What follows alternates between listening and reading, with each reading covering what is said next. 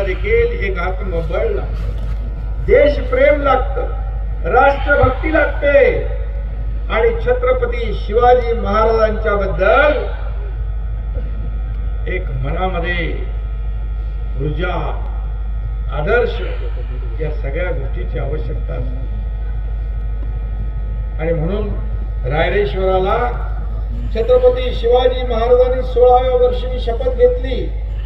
27 April 1645 रायरेश्वराच्या साक्षीने स्वराज्याची शपथ घेतली.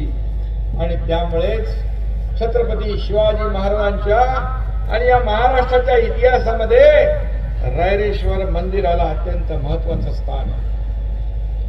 आणि आज हे अतुलनीय शौर्य गाजवत प्रतापगडाच्या पायथ्याशी छत्रपतींनी 9 नोव्हेंबर 1659 रोजी अलौकिक कार्य केलं आणि अलौकिक पराक्रम दाखवला.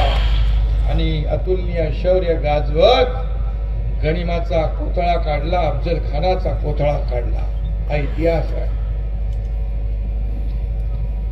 आणि म्हणून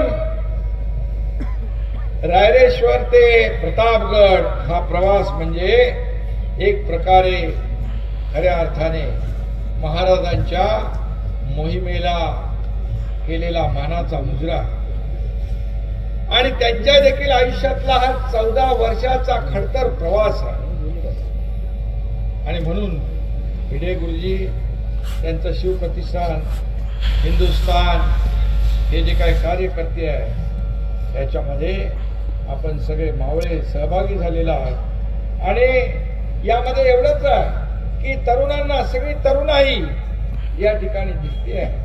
आपल्या गडकोट किल्ल्यांचं महत्व, छत्रपती शिवाजी महाराजांना उभारलेले किल्ले, याचं जतन, संवर्धन, या सगळ्या गोष्टी आणि छत्रपती शिवाजी महाराजांचा आदर्श, त्यांचा इतिहास या आजच्या तरुण पिढीकडे माहीत पडला पाहिजे, नव्या पिढीला माहीत पडला पाहिजे, लहान मुलांना माहीत पडला पाहिजे. अशी भावना भिडे गुरुजींची सातत्याने देशभक्तीची, राष्ट्रभक्तीची त्यांच्या मुखातून सातत्याने आपल्याला पाहायला मिळत असते. आणि म्हणून या गडकोट किल्ल्याच्या मोहिमेचा उद्देश